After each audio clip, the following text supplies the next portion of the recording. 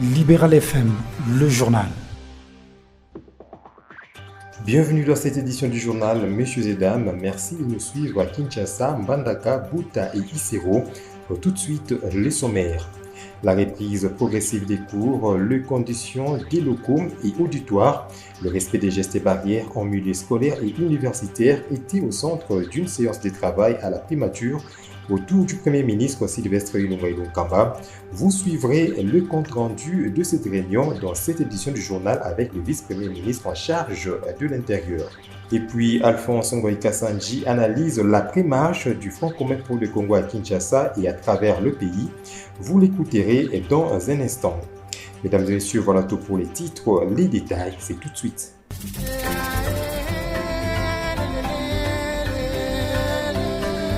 Libéral FM, le son du Congo profond.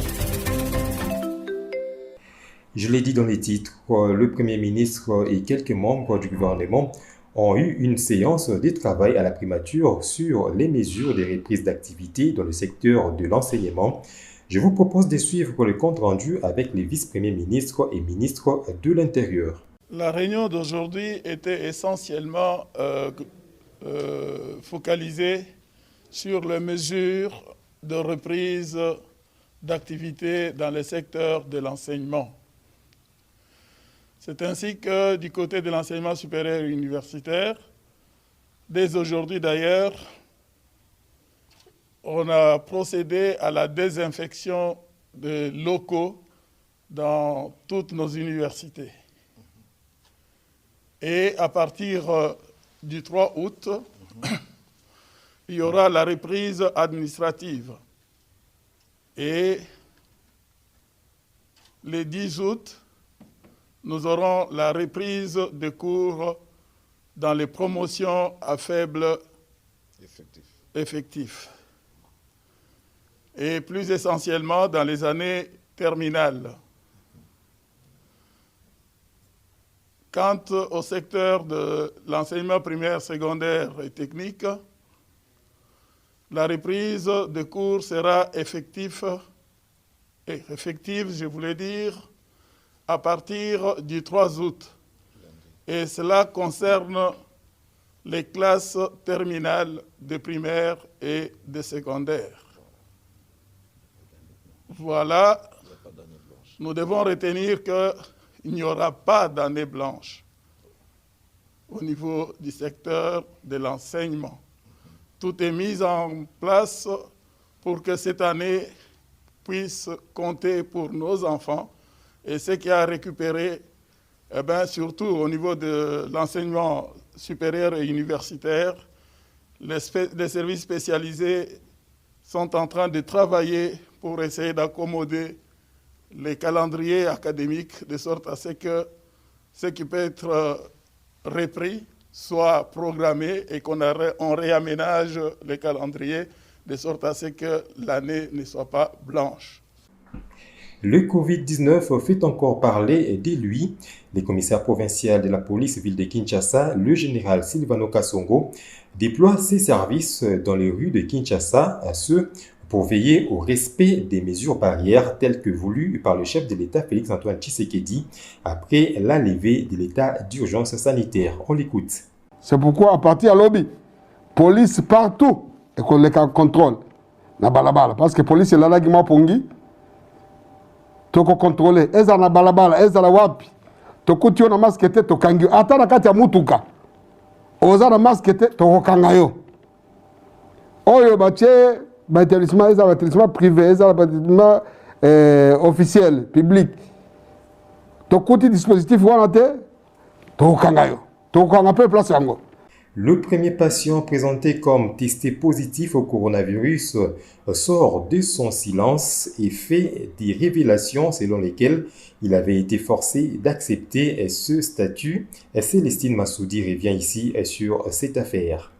Âgé de 52 ans, c'est lui qui est identifié par les autorités congolaises comme le tout premier cas du Covid-19 en République démocratique du Congo, a une fois de plus le dimanche 26 juillet dernier. Defray la chronique, l'homme en provenance de la France, a déclaré dans le média n'avoir jamais été malade, tout en accusant le ministre de la Santé Teni Longondo de l'avoir forcé à faire ces déclarations et le docteur Muyembe de complicité.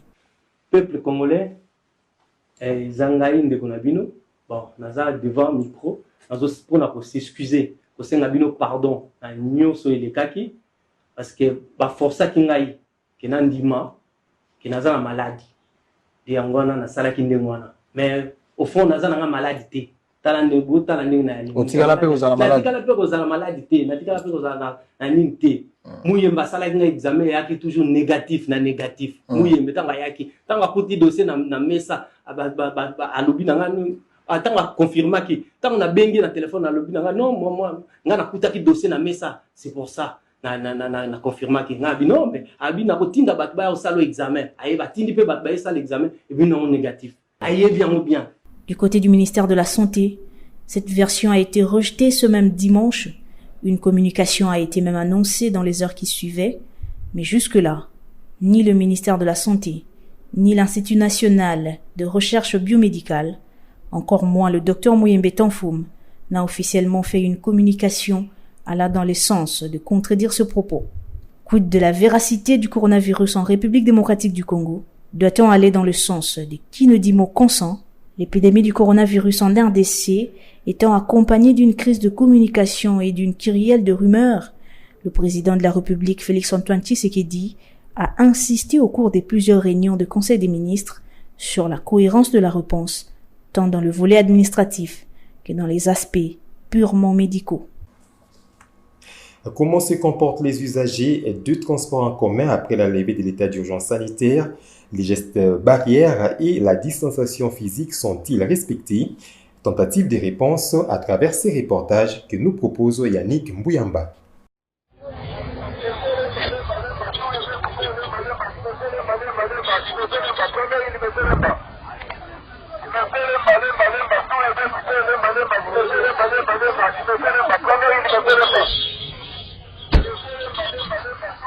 À Réupen, un carrefour qui grouille comme à l'accoutumée du monde, et cela depuis plusieurs années. Le temps de prendre le taxi, une fois le chauffeur prêt, nous voilà partis.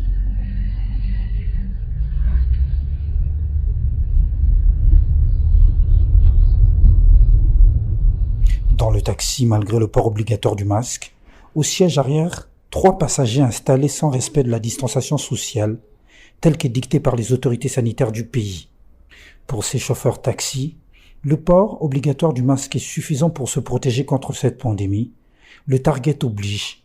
Il faut courir derrière le versement à la fin de la journée. Oui,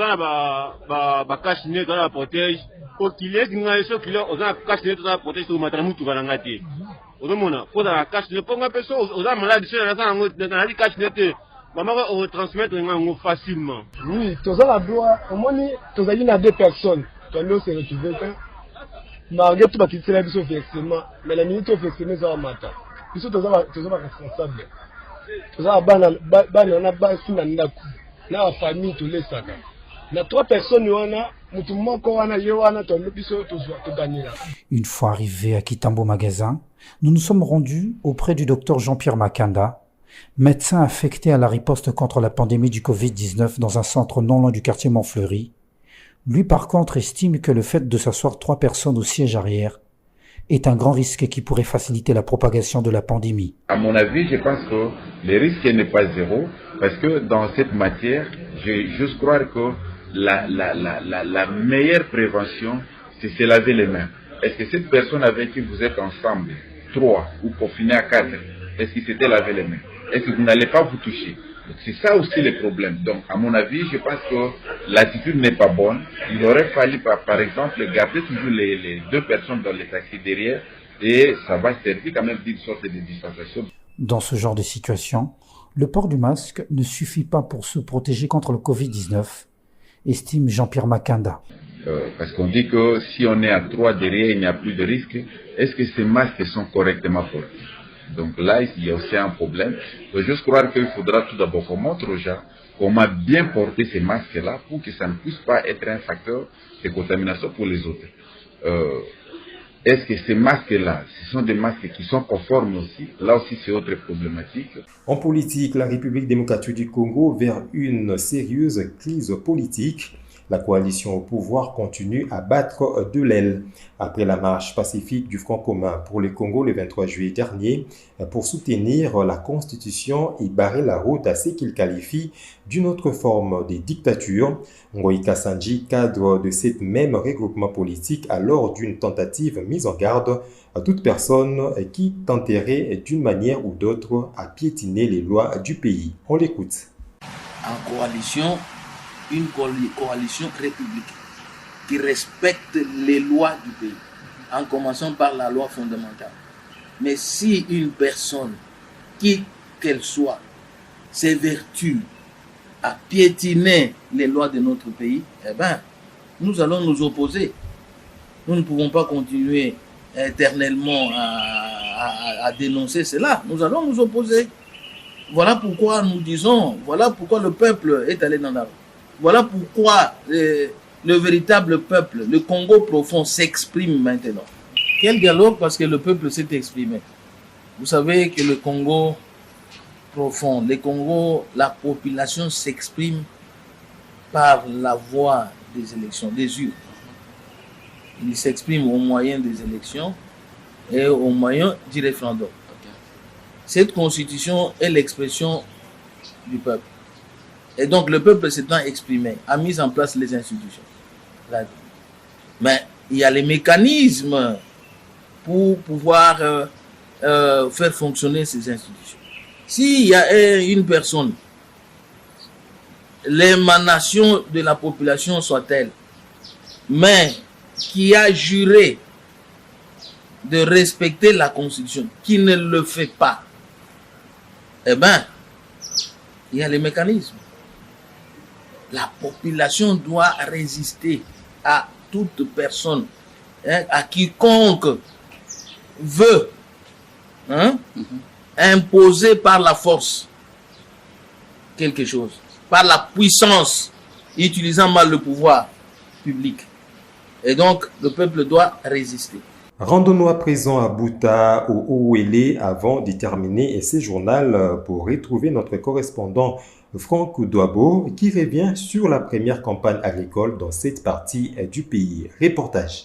Cette campagne inédite a aussi permis au PNG d'encadrer près de 3500 personnes vivant à proximité et dans les domaines des chances d'Azandé, Gangalana Bodjo et Mondomissa, culture maraîchère, culture vivrière, vaccination des volailles, cacao culture et apiculture. Dans un communiqué de presse rendu public le 22 juillet dernier à Aguero, son siège administratif, il précise que ces résultats ont été obtenus grâce à la mobilisation de 30 agronomes de la Direction du développement durable du Parc national de la Garamba et de ses partenaires et au financement du programme environnement et agriculture durable de l'Union européenne. Lancé sur le terrain début 2019, le programme agrogéologie du PNG soutient les communautés riveraines en partenariat avec l'Organisation pour la protection de l'environnement et le développement OPD en sigle et Solidarité, assistance intégrale des personnes démunies, SAIPED, dans les domaines des chances Azandé, Gangalana Bodjo et Mondomissa, dans la zone riveraine. Ces activités concernent les filières de culture maraîchère,